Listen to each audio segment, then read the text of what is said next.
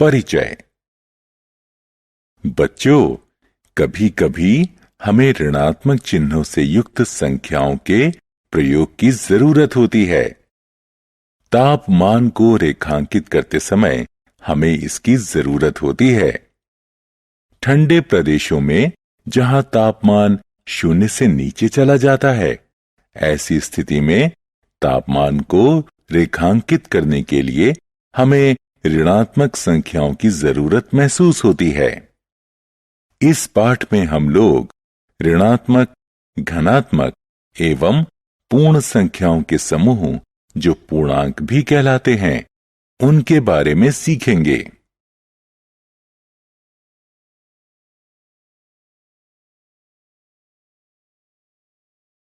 उद्देश्य। इस पाठ के अंत में आप निम्न करने में सक्षम हो जाएंगे: पूर्णांकों को परिभाषित करना, पूर्णांकों को संख्या रेखा पर वर्णन करना, पूर्णांकों के क्रम को परिभाषित करना, पूर्णांकों का योग एवं घटाव ज्ञात करना, पूर्णांकों के योग एवं घटाव को संख्या रेखा पर निरूपित करना। पूर्णांक पूर्ण संख्याओं एवं ऋणात्मक संख्याओं का संग्रह पूर्णांक कहलाता है। जैसे घटा 4, घटा 3, घटा 2, घटा 1, 0, 1, 2, 3, 4 इत्यादि। प्रिय बच्चों, आप लोग प्राकृत संख्याओं एवं पूर्ण संख्याओं के बारे में पहले पढ़ चुके हैं। यदि हम इन प्राकृत संख्याओं से पहले ऋणात्मक चिन्ह रख देते हैं, तो हमें पूर्ण संख्याओं के साथ इन ऋणात्मक संख्याओं का जो संग्रह प्राप्त होता है, वह पूर्णांक कहलाता है। संख्या रेखा पर पूर्णांक का निरूपण। यह आकृति एक संख्या रेखा को दर्शाती है, जिस पर समान दूरी पर कुछ बिंदुओं को अंकित किया गया है। इस संख्या रेखा पर एक बिंदु 0 के रूप में अंकित किया गया है। बिंदु जो कि अंकित बिंदु 0 के दाईं तरफ है, धनात्मक पूर्णांक कहलाते हैं। बिंदु जो कि अंकित बिंदु 0 के बाईं तरफ हैं, ऋणात्मक पूर्णांक कहलाते हैं, जो कि घटा 1, घटा 2, घटा 3 इत्यादि हैं। इस प्रकार के पूर्णांकों का निरूपण संख्या रेखा निरूपण कहलाता है। यहां ×2 अंकित करने के लिए हम समान दूरी से दो बिंदु 0 से दाईं तरफ बढ़ते हैं। इसी प्रकार घटा 5 अंकित करने के लिए हम 0 से 5 बिंदु बाईं तरफ बढ़ते हैं। पूर्णांकों का क्रम। एक बार पुनः संख्या रेखा पर अंकित पूर्णांकों का अध्ययन करते हैं। हम जानते हैं कि संख्या 9 संख्या 5 से बड़ी है। अब जबकि हम संख्या रेखा को देखते हैं, तो ज्ञात होता है कि संख्या 9 संख्या 5 से 4 अंक दाईं तरफ की दूरी पर है। इसी प्रकार संख्या 5 0 से बड़ी है, इसलिए यह 0 से दाईं तरफ है। चूंकि 0 घटा 2 से दाईं तरफ है, अतः यह घटा 2 से बड़ी है। इसी प्रकार घटा 2 घटा 7 से दाईं तरफ है, अतः घटा 2 घटा 7 से बड़ी है।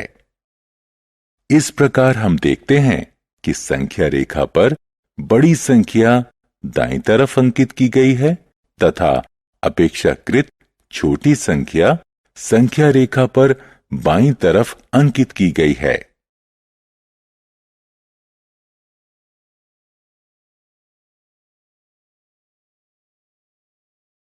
पूर्णांकों का योग, दो घनात्मक संख्याओं का योग।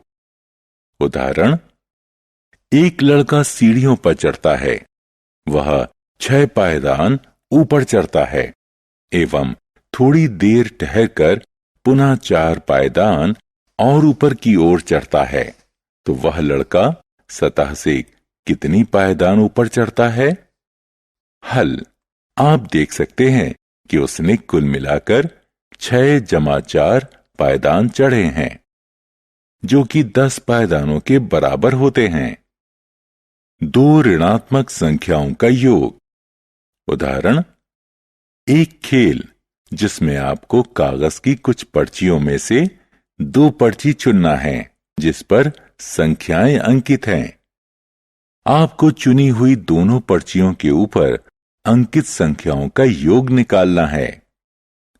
मान लें, अगर आपको संख्या क्रमशः -2 एवं -5 मिलती है, तो बताइए इन दोनों संख्याओं का योग क्या होगा?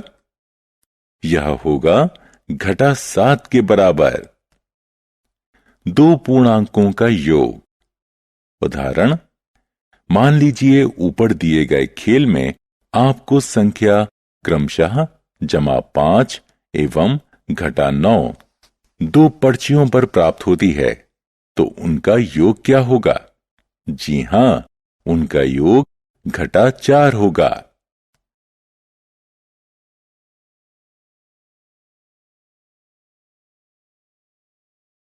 पूर्णांकों के योग का संख्या रेखा पर निरूपण। प्यारे बच्चों, अब हम संख्या रेखा पर किन्हीं दो पूर्णांकों का योग करना सीखेंगे। मान लें, अगर हमें पूर्णांक 6 एवं 4 के योग को संख्या रेखा पर निरूपित करना है। सबसे पहले हम संख्या रेखा पर 0 से दाईं तरफ 6 बिंदु बढ़ेंगे तो संख्या 6 पर पहुंचेंगे। अब पुनः 4 बिंदु दाईं तरफ बढ़ेंगे तो जो संख्या 10 प्राप्त होती है, यही पूर्णांक 6 एवं 4 का योग होगा। अब हम दो ऋणात्मक संख्याओं -5 एवं -4 का योग संख्या रेखा पर निकालते हैं। इस स्थिति में हम पहले 0 से बाईं तरफ 5 बिंदु बढ़ते हैं, पुनः 4 बिंदु बाईं तरफ और बढ़ते हैं तो संख्या -9 पर पहुंचते हैं। इस प्रकार हमें पूर्णांक -5 एवं -4 का योग -9 प्राप्त होता है।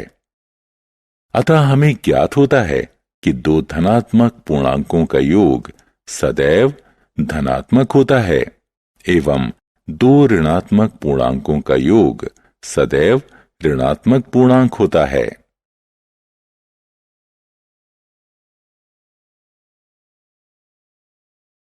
योग व्युत्क्रम। मान लीजिए कोई चींटी 3 बिंदु 0 से दाईं तरफ रेंगती है तथा वापस रेंगते हुए उसी बिंदु पर आ जाती है, तो बताएं वो कहां तक पहुंचती है? आप देख सकते हैं कि यह 0 पर है। इसी प्रकार 2 एवं -2 को जोड़ते हैं तो योग 0 होता है। यदि हम 3 एवं -3, 4 एवं -4 इत्यादि का योग 0 होता है, अतः ये सभी पूर्णांक आपस में योग व्युत्क्रम कहलाते हैं।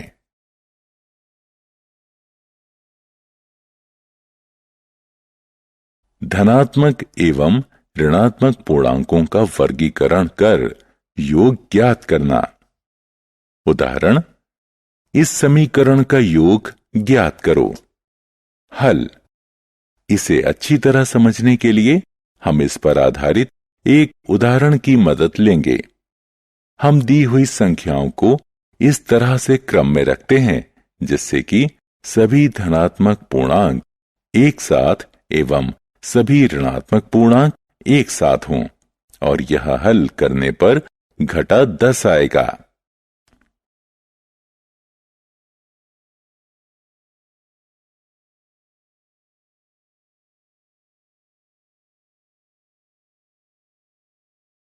ऋणात्मक पूर्णांकों का घटाव। उदाहरण, घटा 10 में से घटा 5 को घटाओ। हल। अब हम संख्या रेखा का प्रयोग कर घटा 10 घटा कोष्ठक में घटा 5 का मान ज्ञात करते हैं। यह घटा 10 जमा 5 की तरह ही है।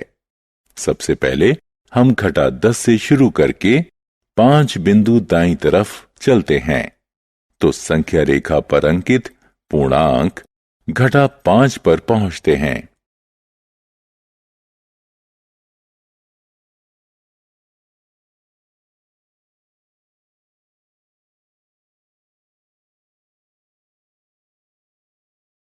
सारांश।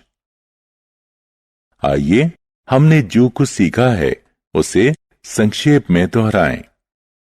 z बराबर घटा 3 घटा 2 घटा 1 0 1 2 3 पूर्णांकों का समूह है।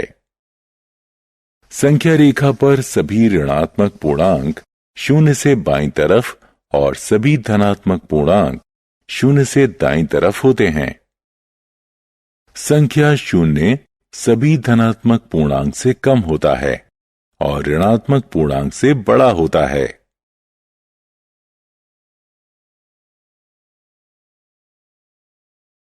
पूर्णांकों के जोड़ एवं घटाव। 1. जब दो धनात्मक पूर्णांक को जोड़ा जाता है हमें एक धनात्मक पूर्णांक प्राप्त होता है। जब दो ऋणात्मक पूर्णांकों को जोड़ा जाता है हमें एक ऋणात्मक पूर्णांक प्राप्त होता है। जब एक धनात्मक एवं एक ऋणात्मक पूर्णांक को जोड़ा व घटाया जाता है तो हमेशा बड़ी संख्या का चिन्ह लगाया जाता है। एक पूर्णांक का घटाव उसके योग व्युत्क्रम के योग के समान होता है।